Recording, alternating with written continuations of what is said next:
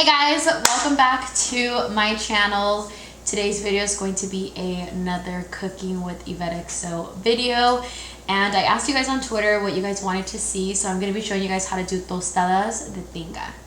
A lot of people actually like to get their tostadas pre-made, so I'm actually going to be showing you guys how I make mine as well. I usually get the tortilla and make my own tostadas, so I'm also going to be showing you guys step by step how to do that and how to make your whole tostada just look bomb and taste amazing. But basically what we're gonna need is obviously the ingredients that we're gonna be putting on top of our tostada. So I'm gonna be showing you guys what we are going to be using for the tostadas itself. So for the top of the tostadas, to just make sure that it tastes amazing, we got some aguacate, we have some lechuga, we have some queso fresco, sour cream, and some Valentina. You guys can use either like homemade salsas or anything like that, but we decided to get some Valentina just because I didn't make any salsa. And then as far as for the tinga itself, we are going to be using some boiled chicken.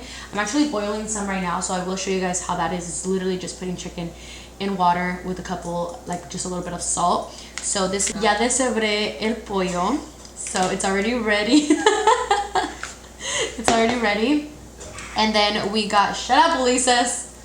And then we have some tomato sauce. A lot of people like to use real tomatoes, and I feel like I always get shit about this because I always use, you know, latas de tomate, but same shit, guys, okay? So tomato sauce, and then we are going to be using the chipotle peppers, and this one is La Morena. It's pretty spicy, so just depending on how hot you want it to be, will be how many of the peppers you guys actually use to blend.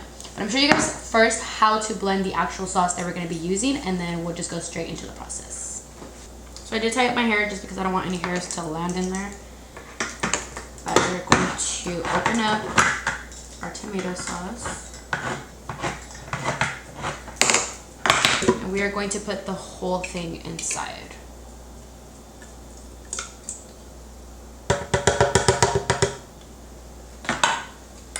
And we're going to open up our chipotle peppers.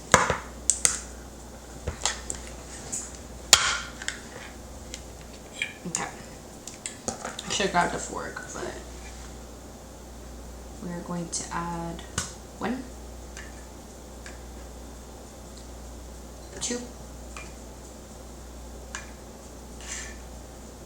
They smell so strong. 3. Do you guys ever feel like stuff is really good until you know how to make it, and then you're just kind of like, I don't know if I want to eat that anymore?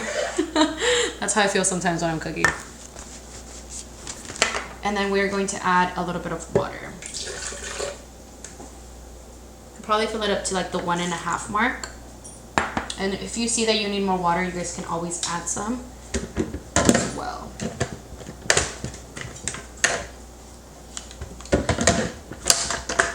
My ninja one is always stupid. That smells so strong.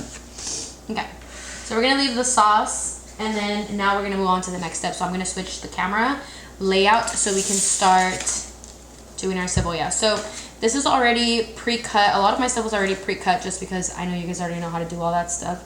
So that's why I didn't bother showing you guys exactly how to do it. But your cebolla, I'm gonna just make sure that it's cut into little round pieces. I don't know how you would explain that, but you guys will see how it cooks when I actually put it on the pan. So we're gonna get our cebolla, our chicken, and then we're going to add the sauce, and everything's just gonna start cooking. It's honestly really easy to make once you already know what you're doing.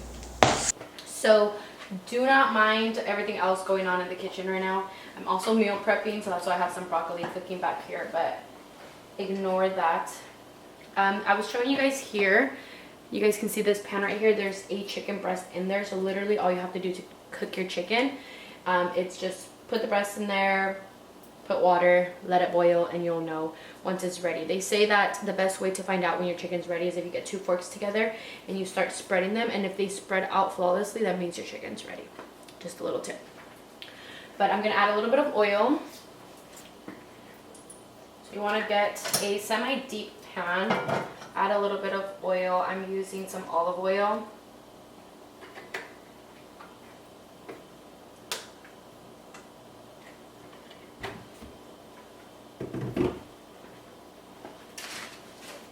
And then we're going to add the onions.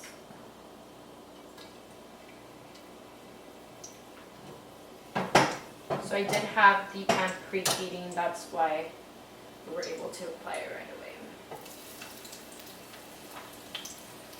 So as you guys can see, these are pretty ready, but we still have some that are a little bit more on the harder side. So we just want to make sure that all of that is cooking.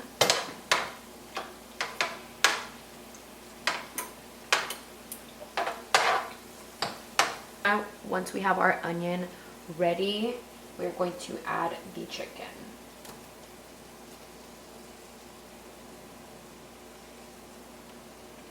There's going to be very many of us eating, so I'm not going to add too much chicken.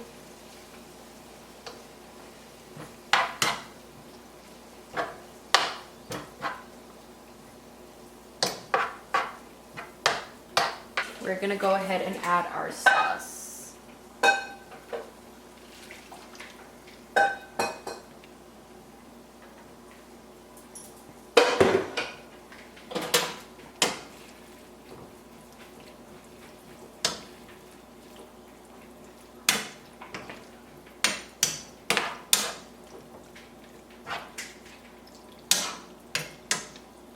So you guys are going to start noticing how it's like boiling around the edges. Just mix it up a little bit, and then we're going to cover up the pan.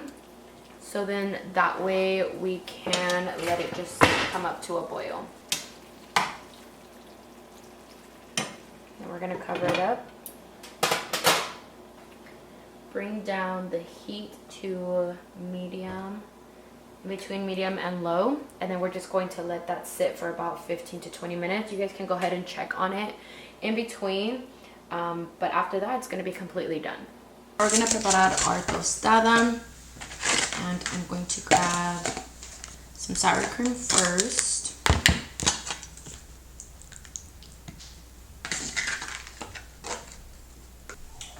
Then we're going to grab some of the tinga. We're going to grab some lechuga.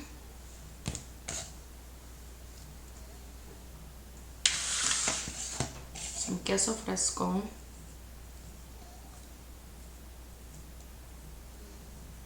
And some Valentina.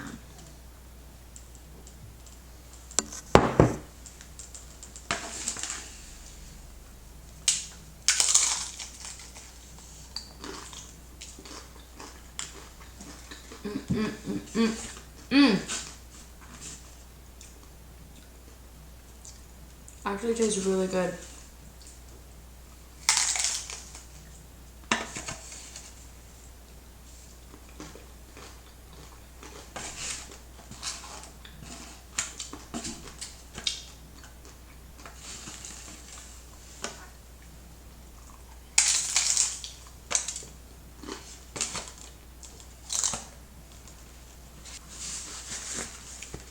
So I did notice that the tinga had a little bit of a bland taste at first. So I did finish it off with a little bit of salt. And honestly, it's to perfection. But this is going to be the end of today's video. I hope you guys all enjoyed it. Definitely hit that subscribe button if you haven't already. And make sure you guys tag me in all of your pictures if you guys decide to make the tinga at home. But I hope you guys enjoyed this video. Thank you guys so much for watching. And I'll see you guys on my next one. Love you guys.